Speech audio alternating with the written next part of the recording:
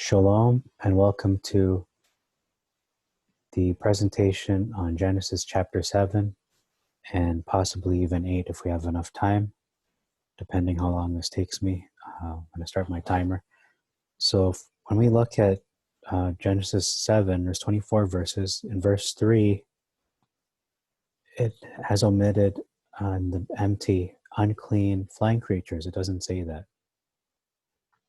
But the Septuagint is just more complete, more concise, more thorough.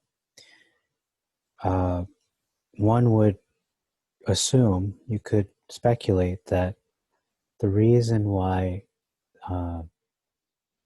it says here to maintain seed upon all the earth, as opposed to keep seed alive upon the face of the earth, possibly because flying creatures tend to spread pollen and other sorts of seed via their method of travel, which is flying, obviously. Verse 8, I want to qualify that in the Masoretic it says fowls. It says fowls here in verse 8. Right there, fowls. But this is commonly understood to mean birds. It says right there, Al-Ophe. Okay, that's in Hebrew, Ophe.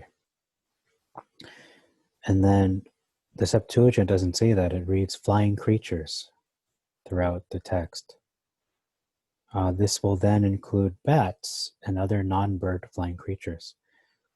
In verse 11, it says here in the MT, it is the 17th day of the second month.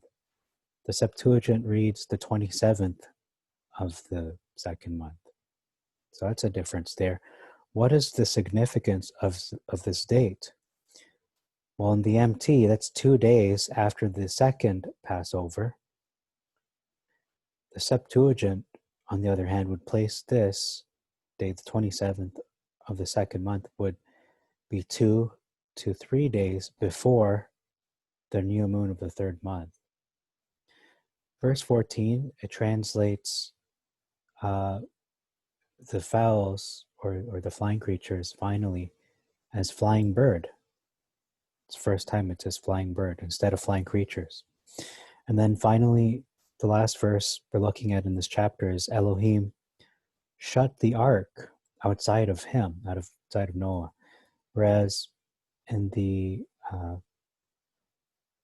MT it says Elohim had commanded him and Jehovah shut him in. So it says that Elohim shut the door outside, and it wasn't Noah.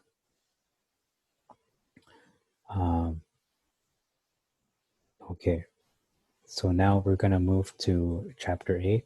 Let me just pause this while I load that up. Okay, so Genesis chapter 8 contains 22 verses. And in verse 3, we read again a difference of dates. And the MT says the 17th day of the 7th month, the ark rested on the mountain. Whereas the Septuagint says the 27th day of the 7th month. Again, what is the significance of this date? And the MT, if we're going by that, that's 2 days after the first day of Sukkot. So that would be during Sukkot.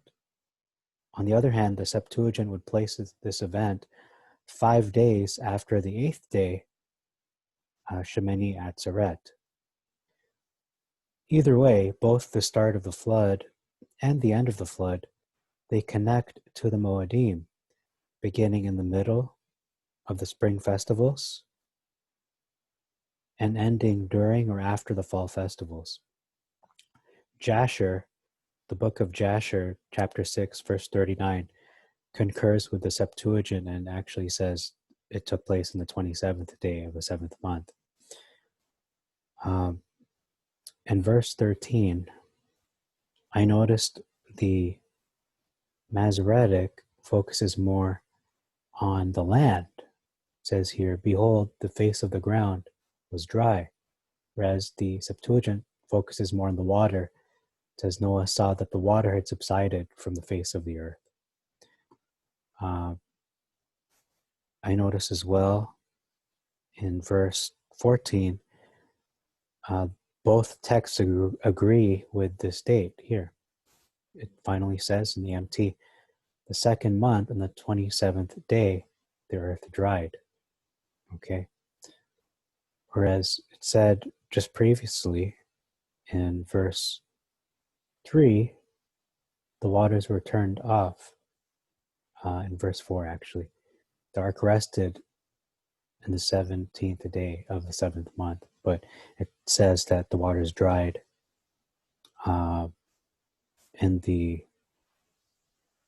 Masoretic on the 14th verse there. So if you go to the Septuagint, and that's what I'm doing, you have this date taking place exactly 1 year to the day of when the waters and the rain started, until the land not only appeared, but was also dry. So that's exactly 1 year to the day, the 27th of the first, 27th of the 7th of month. Whereas if you go to the MT, you have, it's not exactly a year. It started on the 17th. In verse 21, we read here that it reiterates here that it was the evil works of man. Whereas the MT says, I will no more curse the ground for man's sake. But he says here, I will not, in the Septuagint, I will not any more curse the earth because of the works of men. See, it's their actions that really led it. It's not anything that was just in general. It wasn't something vague. And it says here, because the imagination of man is inherently bent upon evil things from his youth. Okay.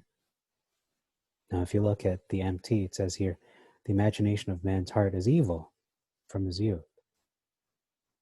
It just says that we're evil from our youth. But here it says we're intently bent. So it's like our proclivity, our weakness is that we tend to turn towards evil things, but it's not, doesn't make us evil. And I just lost my screen. Let me pause this.